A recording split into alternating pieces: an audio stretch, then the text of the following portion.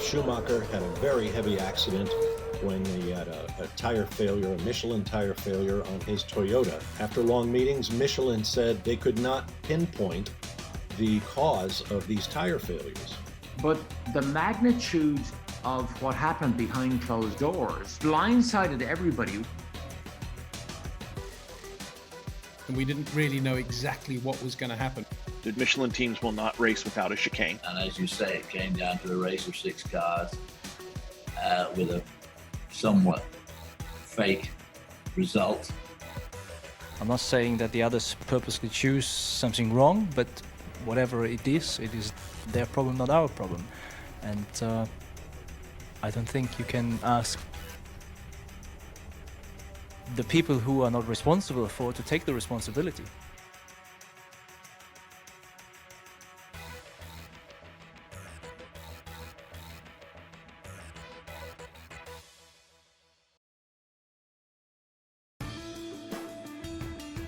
The real home of Formula One for many years, of course, has been Watkins Glen. But in the era of Bernie Ecclestone, when everything had to be perfect and the tracks had to, really be brought up to standard, scratch, with much better pit areas, much better press facilities, and so on and so forth. The teams got a lot more technical, so they wanted flat floors in their garages. And they went to, as you say, that obviously went to Long Beach a few times and had 2 races, one at Long Beach and one at Watkins Glen. I don't think any country in the world has had more attempts at a long-term Formula One race in the United States. I think we're up to about 10 different locations now in places like Long Beach and Dallas and Las Vegas at the Caesars Palace Grand Prix. During my ESPN days, we covered the Formula One Phoenix Grand Prix, one of the many destinations Formula One has gone to in the United States. That lasted 3 years. It was not a success by any stretch of the imagination.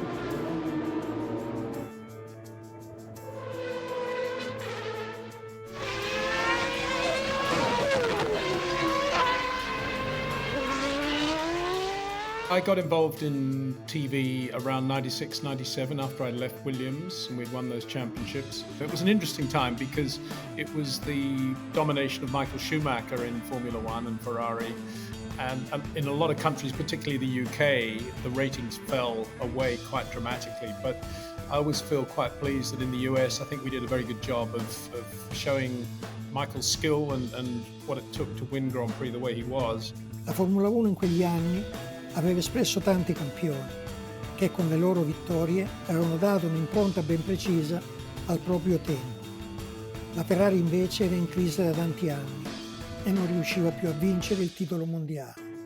L'arrivo di Michael fu anche determinante per la scelta di tecnici di valore di ogni settore, in grado di saper sviluppare concetti e metodi di lavoro nuovi ed efficaci.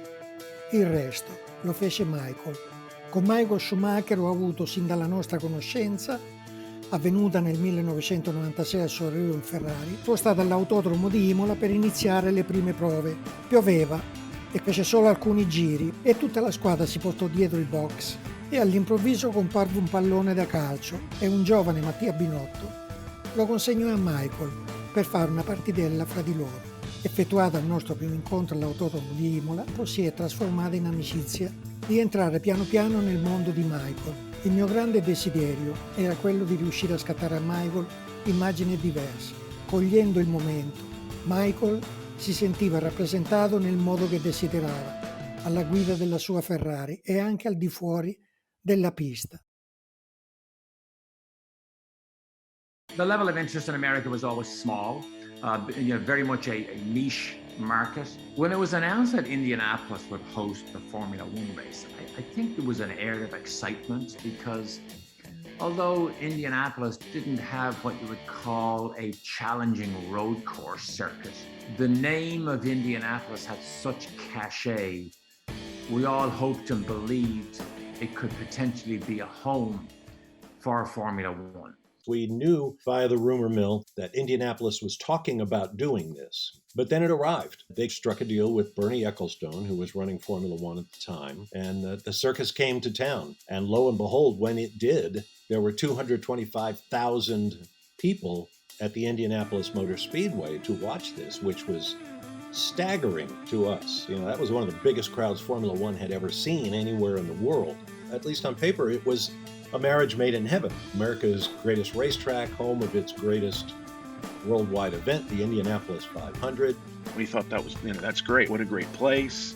Right in middle America. We knew we had a very passionate fan base. It may not be a large audience in the aggregate, but we knew we had a very passionate, dedicated, loyal audience. And we felt like, we needed to be racing in the States.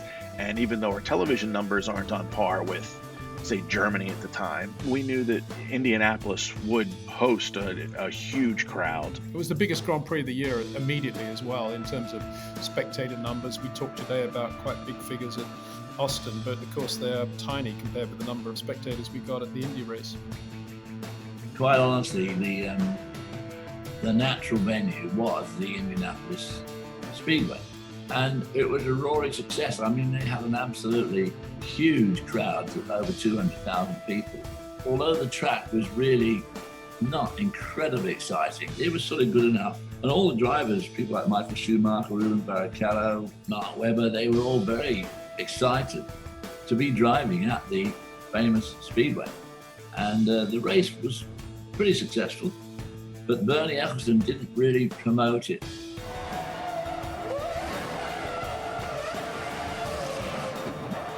He felt that Formula One should promote itself and that everybody would just naturally flock to it. He could never understand why people would go to an American football match, an NFL match, and not go to a race. I should consider the context that Formula One in those days, in the early 2000s, was a very difficult sell because we were witnessing Michael Schumacher and the Ferrari juggernaut in their prime, winning all the races, rolling up all the championships. So everybody knew what was likely to happen at a Formula One Grand Prix, that Michael Schumacher was going to win, even if he was trailing his teammate, because they would ask his teammate, Rubens Barrichello, to move aside and let Michael through to collect as many points as he could. So I think that made it a difficult ticket sale. Still, the American public responded, came to the race. Then in 2005, we had the tire disaster.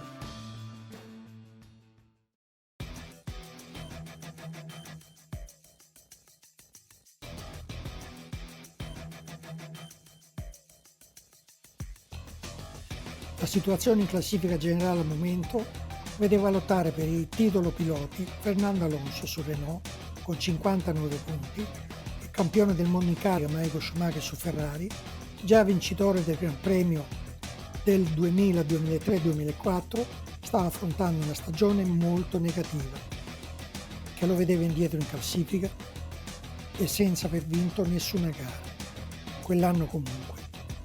Il venerdì, durante la seconda sessione di prove libere, si verificò un grave incidente che vide coinvolto Ralf Schumacher, che con la sua Toyota andò a sbattere violentemente ad altissima velocità contro il muro. Ralf Schumacher had a very heavy accident when he had a tire failure, a Michelin tire failure on his Toyota, and crashed coming through the high-speed oval turn 1 at Indy. In addition to Ralph's big crash, his Toyota teammate, Ricardo Zonta, also lost a tire, so the Toyota team had these two tire failures. This kind of paralyzed the Formula One community with some fear because the United States reputation is one of a very litigious country. So the idea of car debris going into the grandstands, potentially hurting someone, and the resulting massive lawsuits really did put the fear of God in Formula One, I think. After long meetings, Michelin said they could not pinpoint the cause of these tire failures. So for each of the years that Formula One came to Indianapolis, I was the pit reporter. So I had access to everywhere. And you had access to pretty much all of the storylines. So there were tire failures, and it was a storyline. As any other storyline would be. But the magnitude of what happened behind closed doors, it blindsided everybody. There were meetings, there was this hustle and bustle, the team principals were in and they were going from this room to that room and this meeting to that meeting. The Michelin teams will not race without a chicane. And they have agreement with all of the teams but Ferrari. That meant that the Jordan team and the Minardi team were going to go along with Michelin to agree not to race unless that chicane was put in.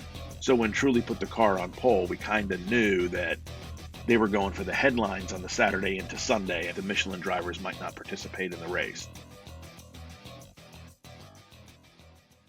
You're producing a television show. You have the United States Grand Prix, the exclusive live home of the United States Grand Prix in 2005. It's a big deal for Speech. It's a big deal for us that we were going to present this race exclusively. The field was jumbled up. Michael Schumacher wasn't dominating the season, yet Kimi Räikkönen was winning races. He was on a hot streak. Fernando Alonso was going to be the eventual world champion. Juan Pablo Montoya had a chance to win a Formula One race in Indianapolis. And then the morning of, you're faced with this controversy and a race that's going to be historic for all the wrong reasons. That we had heard all the rumours they're going to start, they're not going to start, they want a chicane. The FIA said adamantly, no chicane, no, you better fix the tyres. And we didn't really know exactly what was going to happen. Maybe they were going to do 1 or 2 slow laps and then come into the pits. Maybe they were going to do 10 laps and then pull out of the race. Maybe they were going to try and get through the race but drive at half speed through that corner and make a nonsense of it or something like that. The Michelin drivers are in the car. They're in the garage.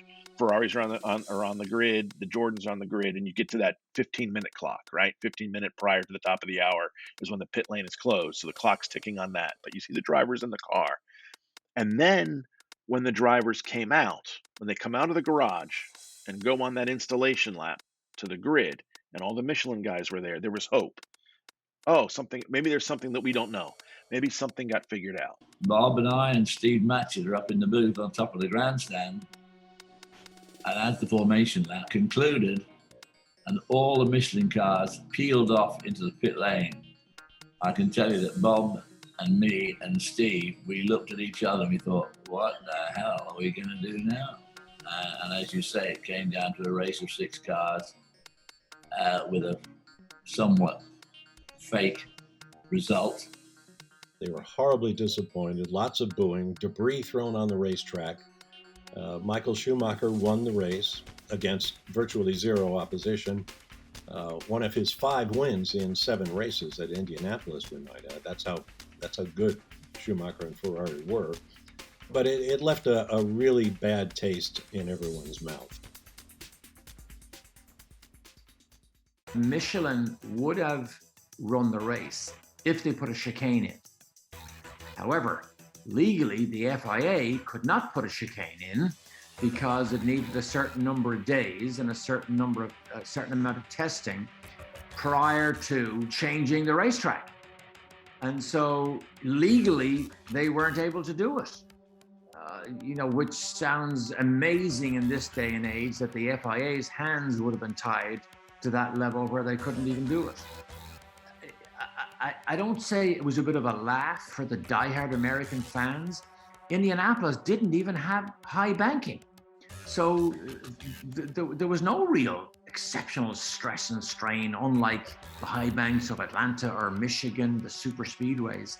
But it was strange to think that the pinnacle of motor racing around the world couldn't build a tire to take a racing car around a low banked corner. And I think that was part of what made this hard to digest, that this was actually the reason why these teams didn't take part. Unfortunately, this coincided with the presidency of the FIA of Max Mosley. Max Mosley didn't like Michelin as opposed to Bridgestone, because Bridgestone had advertising at all the tracks all around the world. So Bridgestone were very, very, very dominant in advertising on TV in Formula One. And Bernie and his gang wanted Michelin to advertise at the tracks as well. And they said, no, we're supplying the tyres. That's quite enough money for us to do that. So the whole thing became very ugly. And I think when history is finally really written about it, you'll find it was a standoff between Max and Bernie and Michelin, mainly over advertising. When we left the track and there were boos and the crowd were making their obvious sentiments felt, that was when it hit home that Formula One had just done a terrible thing. It was an embarrassment to be a part of Formula One. That's my first reaction. I think we really short-sold the American public on that race. It was all to do with politics, and I think the background is a confused one even today, but it's to do with, of course, there being two tyre companies in Formula One at the time, Michelin and Bridgestone. The real issue was that Bridgestone, of course, were spending a lot of money on Formula One beyond their technical budget, which was on bridges, signage, all the hospitality they were doing, and it was an approved Formula One company, if you like, because they were spending money the right way. It wasn't just the product. Whereas Michelin's approach was always just build the best tires we can, technology. And compared with Bridgestone, their spend on the extracurricular activities, the bridges, the signage, the hospitality was minimal. At the top level, at the highest level of the sport, by which I mean Max Mosley and Bernie Ecclestone, Michelin were not particularly a favored company. They were, I think they were accepted because they provided tires for a lot of the teams at the time, and they were a good company to be with in some ways, prestigious. But they didn't dance to the tune of Formula One at the time, whereas Bridgestone did. They basically did what they were told at any given moment. And I think that because of that, when the Indianapolis problem occurred, there was no mercy shown. Sul podio Michael era molto rammaricato per quanto successo e rimase triste in silenzio, senza festeggiare minimamente, mentre gli spettatori fischiarono durante l'inno. Sicuramente era stata una brutta giornata per tutti, anche per la Formula 1. Era giusto gareggiare. The solution seemed simple. Build a chicane in turn 13 or on the entry to turn 13, slow the cars down, and that would solve the problem, and that would be safe for everybody. Okay, that seemed like the logical choice, the logical solution to the problem. Taking all the homologation, the FIA not sanctioning the track and all that, taking all of that out of it, the Bridgestone teams don't have a problem. Why should the Bridgestone teams have their race compromised because they brought a tire that works? The chicane competitively, the chicane can't happen. If it was a uniform tire supplier, then maybe you could work that out. You know, there was precedent. They built the chicane in Barcelona in '94 after Senna's death. So there was a precedent to have that kind of modification to the course. The chicane is not on the table. It will never be on the table, because then you're compromising the Bridgestone race, and at the end of the day, it's a competition. And if a certain group of teams bring equipment that works, and other teams that build equipment that don't, well, that's too bad for the other teams. And another thing about that whole situation that I have carried with me ever since was that it was only the two Toyota cars that suffered these blowouts. Perhaps near identical tire failures. Ralf Schumacher's was just much more dramatic because of where he crashed, the speed he crashed at, and the resulting damage. So that suggested to me, and I'm not an engineer, that suggested to me that it was something that this specific team was doing in setup and the way it was treating its tires. Maybe took a little air pressure out to get a little more tire tread on the road for the twisty infield at Indianapolis, and then when it got up on the high-stress banking at full tilt boogie, the tire failed. I think there's a lot to learn from what happened in 2006 when Michelin came forward and distributed thousands and thousands of tickets to the next year's race. And with the help of Michelin and the people at Formula One, we at Speed held a fan event in the plaza behind the pagoda on the infield, where we had all but one of the drivers, and ironically, the driver who did not agree to participate was Ralf Schumacher, whose accident had caused the whole situation the year before. What happened in 2005 pulled the plug on the future of Formula One in Indianapolis, unfortunately. And it's all these years later that Formula One is only beginning to recover that type of cachet in America today. When we went back in '06, there was a feeling that, yeah, life goes on, and this is a great Grand Prix. This is the United States. This is Indianapolis, and we should make the most of it. And I remember thinking in '06, yeah, this race is going to stay. This is a great Grand Prix. But of course, Bernie never liked it. He never really liked Formula One in the United States because he never really felt American fans got Formula One, that they weren't prepared to pay the $250 a head ticket that he felt Formula One was due, as distinct from the $50 that you pay to watch a NASCAR race. And he was always going to be ready at the slightest provocation to strike it off the calendar, which of course he did. Indianapolis had a pretty sterling record, including the 5 victories by Michael Schumacher and Ferrari, the controversy of '05. We saw Mika Hakkinen's last victory as a Formula One driver at Indianapolis. We saw a very early win for McLaren driver Lewis Hamilton in the last race of 2007 as he began his ascension up through the Formula One ranks. Let's give Lewis some credit for the popularity of Formula One. I think you need to look at where Lewis Hamilton is on the global stage, how immensely popular he is, and popular here. In 2007, we all expected Lewis Hamilton to be the next Tiger Woods, a person of color that's going to dominate his sport. He's going to attract new people that wouldn't typically watch Formula One, and I believe that's happened. But I think Formula One's future is incredibly bright, or has the potential to be incredibly bright. And with the new people coming in, and with the people who are still in the sport, I think they have the opportunity to make it shine even greater than it already is. Since then, we've had some great races at Circuit of the Americas. Hopefully we'll have great races at Miami Gardens. No, I think it didn't hurt. I think it helped. It's all positives at this point, and I think 2005 Indianapolis is a factor in that. Well, I think a lot of the people in Formula One were very upset by it. It hurts them in some ways, but the old saying, any publicity is good publicity, is also true. So for people who don't follow Formula One regularly, and they hear about that, they think, oh, well, we better have a look at this then, see what it's all about.